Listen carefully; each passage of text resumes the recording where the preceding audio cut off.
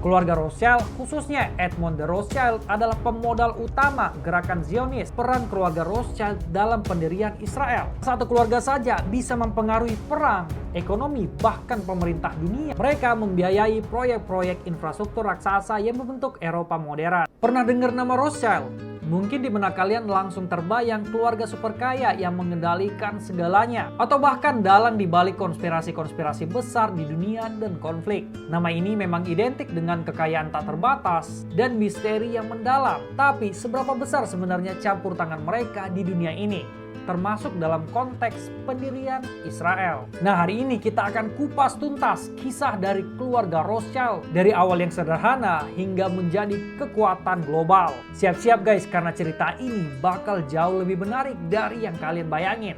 Sebelum mulai, jangan lupa di subscribe. FBI, open up!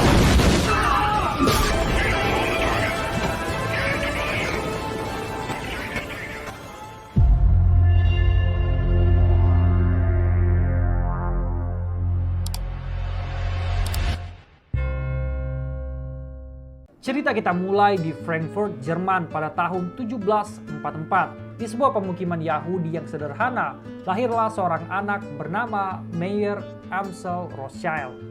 Bayangin, dia bukan dari keluarga bangsawan atau konglomerat.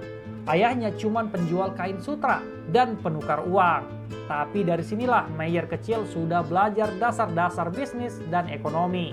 Setelah orang tuanya meninggal, Meyer muda nggak menyerah. Dia pergi ke Hanover untuk mengasah ilmunya di bidang perbankan dan perdagangan. Dia pulang ke Frankfurt di usia 19 tahun. Nah, dia mulai bisnis kecil-kecilan, jual beli koin langka. Dari koin-koin inilah, dia pelan-pelan merambah ke dunia perbankan, melayani para bangsawan, dan membangun koneksi penting. Titik baliknya tahun 1769. Meyer dapat gelar besar, Court Factor. Ini semacam bankir pribadi bagi para bangsawan dan keluarga kerajaan Eropa. Sesuatu yang sangat luar biasa. Nah, dari sinilah akses dan legitimasinya langsung naik drastis. Tapi visi Meyer itu ternyata jauh lebih gak masuk akal guys di zamannya. Dia itu gak mau bisnisnya cuma di Frankfurt. Dia punya ide gila, menyebarkan kelima putranya ke pusat keuangan utama Eropa.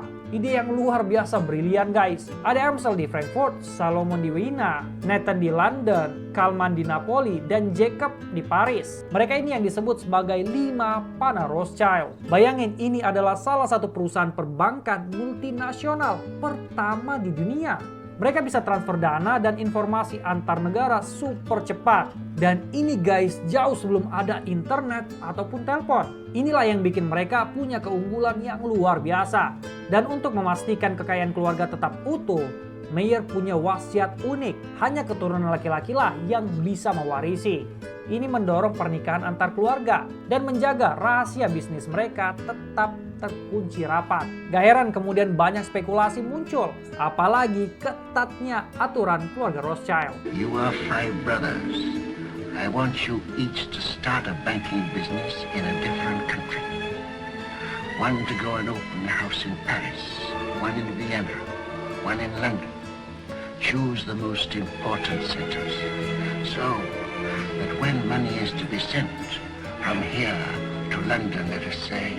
Nah, peluang terbesar keluarga Rothschild datang saat Perang Napoleon 1803 sampai 1815 berkecamuk. Meskipun ada rumor mereka itu membiayai kedua pihak, faktanya mereka itu lebih fokus membiayai musuh Prancis. Mereka kasih pinjaman ke pangeran-pangeran yang berperang dan bahkan membiayai operasi perang pemerintah Prancis selama berabad-abad. Nathan Rothschild di London adalah bintangnya di sini. Dia dapat tugas penting dari pemerintah Inggris untuk suplai emas ke pasukan Duke of Wellington. Pemerintah Inggris sendiri sudah kewalahan banget guys. Tapi jaringan Rothschild ini super cepat dan bisa diandalkan. Mereka juga mengembangkan sistem canggih pakai surat kredit dan wesel. Jadi transfer dana lintas negara itu nggak perlu pakai koin fisik lagi.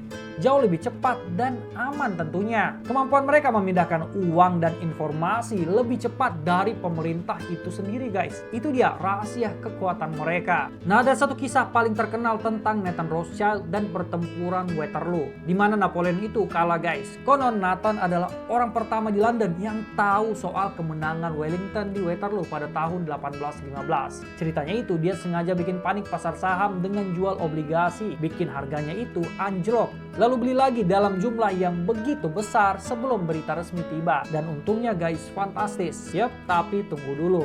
Nathan memang punya sistem intelijen yang efisien. Dia tahu kekalahan Napoleon bahkan sehari sebelum pemerintah Inggris. Tapi guys, keuntungan besarnya itu lebih banyak dari pembiayaan perang jangka panjang. Bukan hanya soal spekulasi dadakan pasca Waterloo. Nah, setelah perang, Rothschild itu nggak cuma duduk diam. Mereka langsung beradaptasi dengan revolusi industri. Mereka memperluas bisnis dari perbankan tradisional ke perbankan dagang, asuransi, modal ventura, sampai ke komoditas. Mereka membiayai proyek-proyek infrastruktur raksasa yang membentuk Eropa modern, jembatan, terowongan, dan yang paling ikonik, rel kereta api di seluruh Eropa. Mereka bahkan bantu standarisasi labor rel.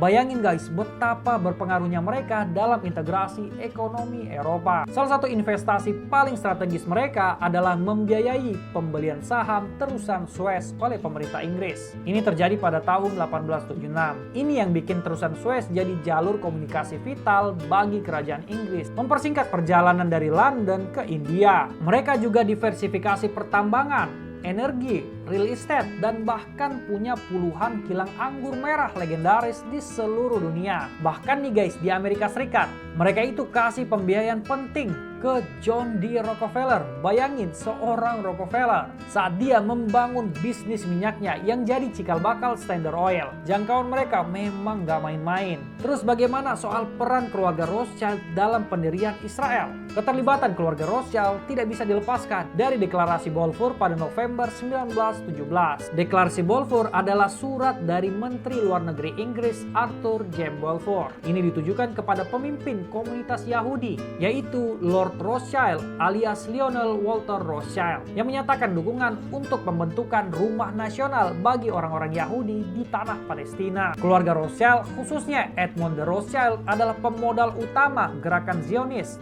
dan mendirikan banyak koloni untuk pemukiman Yahudi di tanah Palestina, berkontribusi pada infrastruktur dan layanan sosial di sana. Nah, seorang Jacob Rothschild bahkan menyebut Deklarasi Balfour sebagai peristiwa terbesar dalam kehidupan orang Yahudi selama ribuan tahun. Meskipun memang hubungan sejarah dan kontribusi mereka sangat signifikan dan tak terbantahkan, yang hingga sekarang konflik yang begitu menyedihkan dan brutal masih berlangsung bagi Palestina. Lalu bagaimana dengan Rothschild hari ini? Apakah mereka masih sekuat dulu? Tentu saja. Meskipun kekuasaan dan kekayaan mereka sempat menurun setelah Perang Dunia Pertama, mereka tetap kaya dan berpengaruh, atau mungkin disembunyikan. Bisnis modern mereka fokus pada perbankan dagang, manajemen kekayaan, dan layanan keuangan. Perusahaan investasi multinasional mereka berkantor pusat di Paris dan London. Mereka juga dikenal sebagai penasihat dan pemberi pinjaman untuk pemerintah dan korporasi besar. Sebagai gambaran guys, salah satu entitas mereka, Rothschild Investment Corp, punya saham di perusahaan-perusahaan raksasa seperti Apple, JP Morgan, Nvidia, Alphabet, Chevron, dan masih banyak lagi. Jadi mereka masih sangat relevan di pasar modern. Lalu apa rahasia di balik keberlanjutan dinasti ini selama berabad-abad? Ini bukan sekedar tentang bertahan, tapi strategi besar mereka. Mereka itu punya sistem tata kelola keluarga yang terstruktur dengan pertemuan rutin untuk bahas manajemen kekayaan serta investasi. Mereka mengembangkan konsep family bank yang mengatur akses ahli waris terhadap kekayaan keluarga, mencegah pengeluaran sembrono. Kekayaan itu dialokasikan untuk tujuan spesifik seperti pendidikan, investasi, atau memulai bisnis baru. Ini mendorong keluarga Rothschild untuk jadi penjaga kekayaan, bukan cuma penghabis. Dan yang paling penting, mereka itu punya moto keluarga yang jadi pegangan: Concordia, integritas, dan industria. Artinya harmoni, integritas, dan industri atau kerja keras. Ini bukan cuma kata-kata, tapi filosofi yang menumbuhkan kekompakan, etika bisnis, dan etos kerja tanpa lelah. Keluarga Rothschild, kekuatan sejati mereka bukan hanya pada kendali rahasia, melainkan pada visi jauh ke depan, jaringan yang terorganisasi, inovasi finansial, dan manajemen kekayaan yang disiplin. Sebuah dinasti yang warisannya bertahan melintasi zaman. Jika satu keluarga saja bisa mempengaruhi perang, ekonomi, bahkan pemerintah dunia, maka pertanyaannya, siapa yang benar-benar punya kuasa? Presiden, raja, atau mereka yang bahkan kita tidak tahu wajahnya? Keluarga Rothschild hanyalah satu nama guys, tapi dunia punya banyak bayangan. Mungkin sampai jumpa di konten selanjutnya.